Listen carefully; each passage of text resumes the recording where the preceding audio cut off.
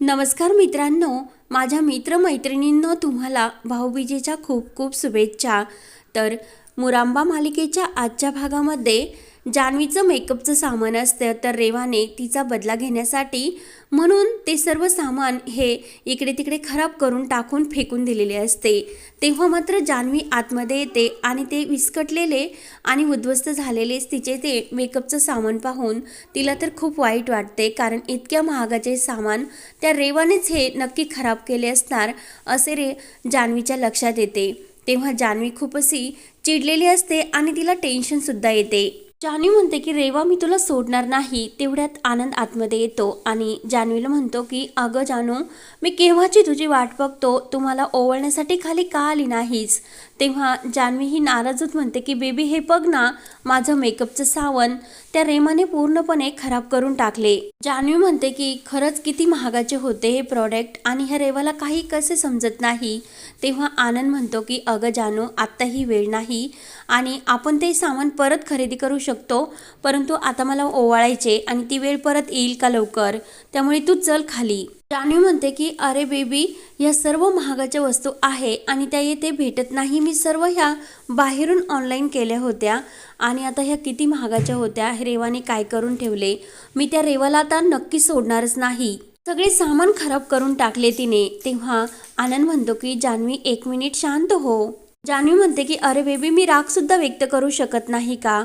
आनंद म्हणतो की आत्ता ती वेळ नाही, तू त्या रेवाला नंतर चांगला धडा शिकव, परंतु आता ओवळण्याची वेळ आहे, तू चल माझ्याबरोबर बाहेर। जान्हवी म्हणते की मी येईन, पण परंतु मी जे मागणार आहे ना ते तुला देवाच लागणार बेबी। तेव्हा आनंद म्हणतो की अगं जानू, आत्तापर्यंत तू जे मागितले ते मी तुला देतच आलो ना, आणि यापुढे तू मला जे मागशील ते मी तुला देत राहील, पण तू प्लीज बाहेर चल। म्हणून तो जान्हवीच्या हाताला धरतो आणि तिला बाहेर घेऊन जातो। तेव्हा खाली आल्यानंतर जान्हवी ही आनंदचे औक्षण करते। तेव्हा औक्षण झाल्यानंतर एकमेकांना ते मिठाई भरवतात। तर आनंद म्हणतो की जान्हवी, आज तुला काय गिफ्ट मागायचे ते तू मागू शकते। तेव्हा जान्हवी म्हणते की बेबी, मला जे काही परत माझे मेकअपचे सामान आहे ना खराब केलेले, ते रेवाच्या पैशातून मला परत हवे। तर आनंद म्हणतो की फक्त इतकेच।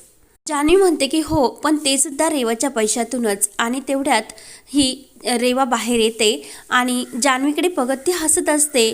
तेव्हा मात्र जान्हवी रागाने रेवाकडे बघते। रेवा मुद्दाम जान्हवीला विचारते की जान्हवी, आज तू तर खूप सेटल असा मेकअप केला ग। तेव्हा जान्हवी म्हणते की काय आहे ना रेवा, माझ्या चेहऱ्यावर जे काही रेड रॅक आलेले आहे ना ते तुझ्या चेहऱ्यावर आलेले आहे, त्यामुळे माझा मेकअप तर अगदी साधा जरी असला तरी मी सुंदर दिसते, कारण मेकअपची मला काही गरज नाही, कारण ते डाग तुझ्या चेहऱ्यावर आलेले आहेत रेवा। तेव्हा मात्र जान्हवीचे बोलणे ऐकून अक्षय, रमा आणि सीमा यांना तर हसू येत असते। त्यानंतर आरती ही अभिचं मस्त असं औक्षण करते आणि एकमेकांना मिठाई भरवल्यानंतर लगेच आरती ही आपले हात पुढे करते। तेव्हा अभि तिच्या हातामध्ये हात ठेवतो आणि आरती, तूच मला एक छान असं गिफ्ट दिलं, मी तुला काय गिफ्ट देऊ ग। सर्वांना मात्र आरती आणि अभिचे कौतुक वाटते। तेव्हा अभि एक छान लहान मुलांच्या कपड्याचा बॉक्स गिफ्ट म्हणून आरतीला देतो। तर आरती म्हणते की अरे हे काय आहे, जोपर्यंत लहान बाळाचा जन्म होत नाही तोपर्यंत त्याचे कपडे घ्यायचे नसतात। तर अभि म्हणतो की अगं आरती, मला माहितीच नव्हते, पण जाऊन दे, मी तुला ते दुसरं गिफ्ट देतो। म्हणून तो आपल्या गळ्यातील चेन काढतो आणि आरतीच्या हातामध्ये देतो। सर्वांना अभिचे कौतुकच वाटते। आरती म्हणते की अभि हे काय करतोस। तेव्हा आरतीला ते सर्व बघून आणखीनच आनंद होतो। त्यानंतर सर्वांचे औक्षण झाल्यानंतर अक्षय सर्वांना सांगत असतो की आपल्याकडे ही प्रथा आहे ना, बायकोनी नवऱ्याला ओवाळण्याची, खरंच खूप छान प्रथा आहे, पण मला असे वाटते की आपण सुद्धा आपल्या बायकांना ओवाळायला हवे। तेव्हा मी ठरवले की मी आज रमाला सर्वांसमोर ओवाळणार। तेव्हा तो रमाला म्हणतो की रमा चल, मी तुला ओवाळतो। तेव्हा लगेच पार्वती आजी म्हणते की अरे अक्षय, आपल्या देशात आपले कुठेही अशी प्रथा नाही की बायकोला ओवाळायचे असते। तेव्हा अक्षय म्हणतो की संसार म्हणजे दोन्ही नवरा बायकोंनी उभा केलेला एक पिलर असतो आणि तो दोघांनी मिळून हा चालवायचा असतो, त्यामुळे दोघांना सुद्धा सारखाच हक्क मिळवायला नको का। तेव्हा लगेच आद्या खुशून म्हणते की ब्रो, तू एकदम असा करेक्ट बोलतो। तेव्हा मी आज रमाला नक्की ओवाळणार, म्हणून तो रमाला चल म्हणत असतो।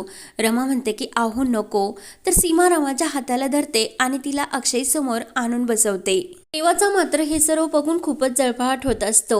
तर अक्षय आपल्या हातामध्ये औषणाचे ताट घेतो आणि रमाला म्हणतो की उलट आजचे हे औषण का करतात हे आपल्याला माहिती आहे का?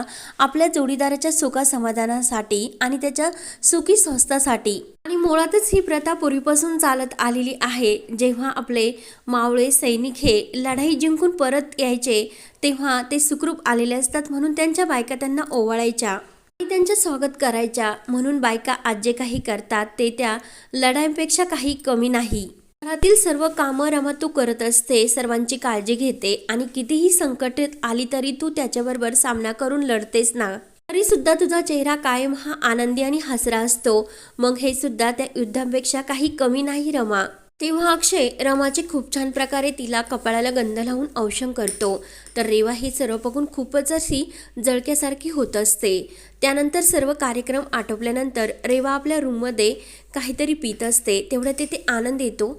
आनंद म्हणतो की अगं रेवा, माझं तुझ्याकडे एक खूप महत्त्वाचं काम होते आणि तू क्रेडिट कार्ड हे तुझं यूज करत असते का? तेव्हा रेवा म्हणते की हो, काय प्रॉब्लेम झाला? आणि ॲक्च्युली काय झाले, माझं क्रेडिट कार्ड आहे ना त्यावरून मी पेमेंट करण्याचा खूप प्रयत्न करतो परंतु ते होतच नाही. काहीतरी नेटवर्कचा प्रॉब्लेम असेल नाहीतर काहीतरी कार्डमध्ये प्रॉब्लेम असेल म्हणून मला कदाचित ते चेक करून बघायचे होते. म्हणून देतीस का तुझं? तेव्हा लगेच रेवा म्हणते की ऑफकोर्स. आपले क्रेडिट कार्ड लगेच आनंदला देते. तेव्हा आनंद मोबाईलमध्ये त्याचा फोटो काढत असतो आणि लगेच म्हणतो की रेवा, 1 मिनिट, तुझ्या क्रेडिट कार्डवरचा पिन नंबर आहे ना तो मला देशील का प्लीज? तेव्हा रेवा विचारते की पिन नंबर कशाला लागतो आनंद दादा तुम्हाला? तेव्हा आनंद म्हणतो की अगं कसे आहे की मला एक वस्तू ऑनलाईन करायची होती आणि पेमेंट खरंच खूप छोटं आहे. मी ती आल्यानंतर तुला ते पेमेंट देऊन टाकील, फक्त तू आत्ता तुझ्या क्रेडिट कार्डवरून हे प्लीज ऑनलाईन कर. तेव्हा रेवा लगेच तिचा पिन नंबर आनंदला सांगते. तर आनंद लगेच जे जान्हवीचे प्रॉडक्ट्स मागायचे असते ते ऑनलाईन करून टाकतो आणि ती रक्कम खूप मोठी असते. तर रेवा चेक करते आणि रेवा आनंदला विचारते की आनंद दादा, तुम्ही तर म्हटले होते की रक्कम खूप छोटी आहे, मग इतकी मोठी रक्कम? तेव्हा आनंद सांगू लागतो की काय आहे की जानूचं जे काही मेकअप किट आहे ना ते कोणीतरी खराब करून टाकले, म्हणून ते मेकअपचं सर्व सामान मी विकत ऑनलाईन केले आणि मी तिला आता असे सांगेन की हे रेवाकडून तुला गिफ्ट आहे म्हणून. तर रेवा रागाने म्हणते की आनंद, तू तर आत्ता मला म्हटला होता की पैसे मी तुला परत रिटर्न करतो म्हणून. तेव्हा आनंद म्हणतो की मी कधी म्हटलो केव्हा? आणि रेवा, मला आत्ताच समजले की तू लोकांचे फक्त नुकसान नाही करत तर त्याची भरपाई सुद्धा देत असते आणि अशी माणसं जगामध्ये खूपच कमी असतात. म्हणून तो खुश होऊन रेवाला हॅपी दिवाळी बोलतो. तेव्हा मात्र आनंदे रेवाला चांगला धडा शिकवलेला असतो. रेवा तर भयंकर टेन्शनमध्ये येते आणि जान्हवी, मी तुला सोडणारच नाही, बघतच राहा तू मी काय करते ते. त्यानंतर इकडे रमा ही अक्षयच्या पायाची पट्टी बदलत असते. तेव्हा रमाच्या बोलण्याचं अक्षयला हसू येत असते कारण तिला काही शब्द बोलता येत नसतात. तर लगेच अक्षय विचारतो की 2 महिन्यात तू माझ्यासाठी इतकं सर्व का करत असतेस? तेव्हा रमा म्हणत असते की अहो, माझं कर्तव्य आहे की बायकोच्या कर्तव्याने हे सर्व करायचे असते आणि माणुसकीच्या नात्याने मी हे सर्व करत असते. तेव्हा रमा उठते तर अक्षय तिचा हात धरतो आणि 2 महिन्या, मला माहिती आहे की तू हे सर्व का करते आणि तू मला जे गिफ्ट मागितले आहे ना ते गिफ्ट मी तुला लवकरच देणार. तुझ्या मनातली इच्छा मी 100% पूर्ण करणार. तर रमा खुश होऊन अक्षयकडे बघत असते. त्यानंतर इकडे जान्हवी ही रूममध्ये आयाजी समोर दिवाळीचं फराळ खात असते आणि आयाजी, हे घे ना तुम्ही सुद्धा, रमाच्या हाताला खरंच किती चव आहे हो, किती छान फराळ बनवते ती. तेव्हा लगेच पार्वती आजी नाक मुरडून म्हणते की जान्हवी, तू तर एकही शब्द बोलू नको माझ्याबरोबर, कारण तू माझी आवडती नाचून होती परंतु आता तूच माझ्या विरोधात ही प्लॅन करत असते. जान्हवी म्हणते की अहो, विरुद्ध कुठे आई आजी, मी तुमच्या समोरच बसलेली आहेत. तेव्हा पार्वती आजी ही जान्हवीच्या समोर येते आणि जान्हवी, मला असे वाटते की कधी कधी तू मूर्ख बनण्याचे सोंग घेते. आजकाल तुझ्या त्या रमावर खूपच प्रेम उतू चालले. आई आजीच्या शब्दाला तू थोडीशी सुद्धा किंमत देत नाही. तेव्हा जान्हवी म्हणते की हे बघा आई आजी, रेवा मला त्रास देते म्हणून मी तिला त्रास देते, यात रमाचा काही संबंध नाहीच. मग मी तुमच्या विरोधात कशी जाते हो? तेव्हा लगेच पार्वती आजी म्हणते की ती बिचारी रेवा कुठे त्रास देते ग तुला? तेव्हा जान्हवी म्हणते की आई आजी, तिने माझं इतकं महागडं मेकअप किट खराब केले, मग मी तिला सोडणार का? तेवढ्यात आनंद तिथे येतो आणि जानू काम झालं असं डोळ्याच्या इशाऱ्याने खुणावून सांगतो. तर जान्हवी खूपच खुश होते आणि आयाजींना मिठी मारत म्हणते की आयाजी, माझं खूप महत्त्वाचं काम हे सक्सेस झालं. पार्वती आजी विचारते की काय ग, इतका आनंद झाला, कसलं इतकं महत्त्वाचे काम होते? तेव्हा जान्हवी खूपच खुश होऊन माझा बदला आता पूर्ण झाला म्हणून खूप खुश होतात. तर पार्वती आजी त्यांच्याकडे बघतच असते. त्यानंतर इकडे बाहेर सर्वजण नाश्ता करत असतात. तर तेव्हा सर्वजण नाश्ता करत असतात आणि आपापल्या मोबाईलमध्ये बघत असतात. कुणी कुणाबरोबर काही शब्द बोलत नाही.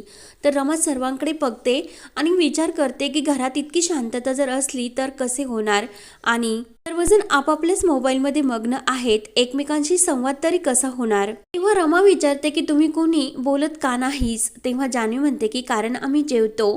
तेव्हा लगेच पार्वती आजी म्हणते की जेवताना कोणी कुणाबरोबर बोलले नाही तेच चांगले असते. तेव्हा रमा म्हणते की असं मोबाईलमध्ये बघण्यापेक्षा एकमेकांशी जर तुम्ही छान एकमेकांशी 2 शब्द बोललात तर 2 घाससुद्धा आपल्या पोटामध्ये चांगले जातात आणि आपल्याला त्याबद्दल छानसुद्धा वाटते. तेव्हा पार्वती आजी म्हणते की ते तुमच्याकडे होत असेल तसे, आमच्या इकडे नाही. तेव्हा रमा म्हणते की हो, आमच्याकडे सतत कुणी असे एकमेकांना टोमणे आणि घालून पाडून नाही बोलत. जे काही असेल ते आम्ही तोंडावर बोलून टाकतो. त्यामुळे घरातील वातावरण हे आनंदीमय असते. तेव्हा लगेच रमाने पार्वती आजीला छान उत्तर दिले म्हणून आनंद लगेच ठसका आल्याचे नाटक करतो.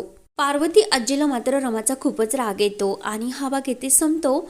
पुढील भागामध्ये भाऊबीजेच्या दिवशी रमा ही आनंद, अभि यांना ओवाळत असते आणि लगेच अभि हा रमाला म्हणत असतो की मी तुला, अभि म्हणतो की भाऊ म्हणून रमा मी तुला एक गोष्ट सांगतो की आता जो काही बालिशपणा आहे ना तो जरा बाजूला ठेव आणि जरा मोठं असल्यासारखं वाग आणि जबाबदाऱ्या असल्यासारखं वाग.